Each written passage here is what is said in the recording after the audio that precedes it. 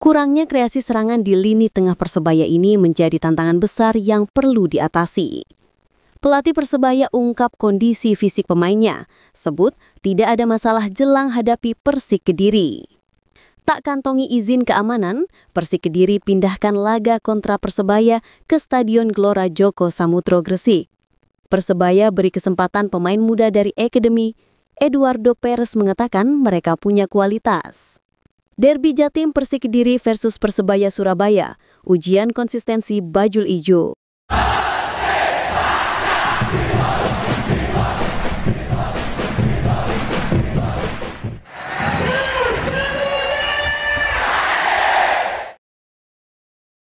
Kurangnya kreasi serangan di lini tengah Persebaya. Persebaya Surabaya saat ini menghadapi tantangan serius dalam menciptakan serangan efektif di lini tengah. Kurangnya kreativitas dan ketajaman dalam membangun serangan membuat tim kesulitan mencetak gol dan meraih kemenangan. Lini tengah Persebaya yang seharusnya menjadi jantung permainan tim belum mampu menampilkan performa terbaiknya. Kurangnya pemain yang dapat menciptakan peluang dan mengontrol tempo permainan membuat tim kesulitan menghadapi lawan-lawannya. Pelatih Eduardo Perez perlu melakukan evaluasi dan mencari solusi untuk mengatasi masalah ini. Apakah perlu ada perubahan dalam formasi atau strategi permainan? Ataukah perlu ada penambahan pemain yang dapat meningkatkan kreativitas serangan? Pertanyaan-pertanyaan ini perlu dijawab oleh pelatih dan tim untuk meningkatkan performa Persebaya di lapangan. Kalau menurut dulur bonek dan bonita, langkah apa yang harus diambil oleh manajemen Persebaya dan pelatih untuk memperbaiki skuad Persebaya musim ini? Tulis pendapat kalian di kolom komentar. Pelatih Persebaya ungkap kondisi fisik pemain. Terungkap kondisi pemain Persebaya jelang lawan Persik. Pelatih Persebaya, Eduardo Perez, memastikan fisik pemain tidak ada masalah menyambut padatnya jadwal Super League 2025-2026. Di mana setelah menjamu Persis Solo di Stadion Gelora Bung Tomo GPT Minggu 2 November 2025 lalu, Persebaya sudah harus bersiap menghadapi tuan rumah Persik Kediri Jumat 7 November 2025 mendatang di Stadion Gelora Joko Samudro Gresik. Hanya memiliki waktu persiapan 4 hari menyambut laga pekan ke-12 Super League 2025-2026 ini, Persebaya memiliki waktu istirahat lebih sedikit dibandingkan Persik yang menjalani laga terakhir pada Jumat 31 Oktober 2025 lalu, 2 hari lebih lama. Pelatih asal Spanyol itu berharap tim cepat beradaptasi dengan padatnya jadwal, karena di kompetisi Indonesia, semua situasi bisa saja terjadi. Persebaya memang dalam motivasi tinggi menghadapi Persik Kediri setelah di laga terakhir menang 2-1 dari Persis Solo. Kemenangan yang memutus tren negatif Persebaya 3 laga terakhir puasa kemenangan.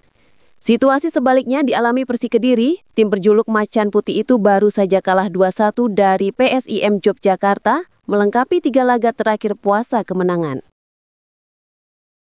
Tidak kantongi izin keamanan laga Persik versus Persebaya. Laga pekan ke-12 Super League antara Persik Kediri melawan Persebaya Surabaya dipastikan tidak digelar di Stadion Brawijaya, Kota Kediri. Pertandingan tersebut resmi dipindahkan ke Stadion Gelora Joko Samudro Gresik dan akan berlangsung pada Jumat 7 November 2025 malam. Kepastian tersebut tertuang dalam surat edaran terbaru dari Direktur Kompetisi I-League Asep Saputra yang menyetujui pemindahan lokasi pertandingan setelah Persik Kediri tidak mendapatkan izin keamanan dari pihak kepolisian setempat. Ketua Panitia Pelaksana Persik Kediri, Triwidodo, membenarkan keputusan tersebut. Ia menjelaskan meskipun tim dan supporter sangat berharap laga digelar di markas sendiri, keputusan pemindahan venue menjadi satu-satunya opsi agar pertandingan tetap bisa dilaksanakan sesuai jadwal. Widodo mengaku kecewa karena pertandingan penting itu tidak bisa disaksikan langsung oleh Persikmania di kandang sendiri, padahal dukungan supporter sangat dibutuhkan untuk menambah motivasi pemain dan tim pelatih agar mampu meraih hasil maksimal melawan rivalnya Persebaya Surabaya. Berikan kesempatan pemain muda dari Akademi. Pelatih Persebaya Surabaya, Eduardo Perez, memiliki pertimbangan khusus saat menurunkan 2 pemain muda, Sadika Nugraha dan Icas Baihaki, dalam laga melawan Persis Solo pada Minggu 2 November 2025 lalu. Keputusan itu disebutnya sebagai bagian dari proses pembinaan dan regenerasi tim yang tengah ia bangun musim ini. Menurut pelatih asal Spanyol tersebut, kedua pemain tampil cukup impresif selama latihan dan menunjukkan performa menjanjikan sejak pramusim saat menghadapi PSS Sleman. Eduardo menilai kehadiran dua pemain muda ini menjadi keuntungan tersendiri bagi tim Bajul Ijo. Ia menyebut keduanya memiliki bekal teknis yang bagus, serta semangat dan disiplin tinggi yang perlu terus dibentuk agar siap bersaing di level profesional. Langkah promosi tersebut menjadi bukti bahwa Persebaya tak hanya fokus mengejar prestasi jangka pendek, tetapi juga menyiapkan masa depan klub dengan menumbuhkan pemain muda potensial dari sistem pembinaan internal. Program ini sekaligus menegaskan arah kebijakan pelatih Eduardo Perez yang menginginkan keseimbangan antara pemain senior berpengalaman dan darah segar hasil binaan akademi. Strategi tersebut dinilai penting agar regenerasi berjalan alami dan identitas permainan Persebaya tetap terjaga di masa depan.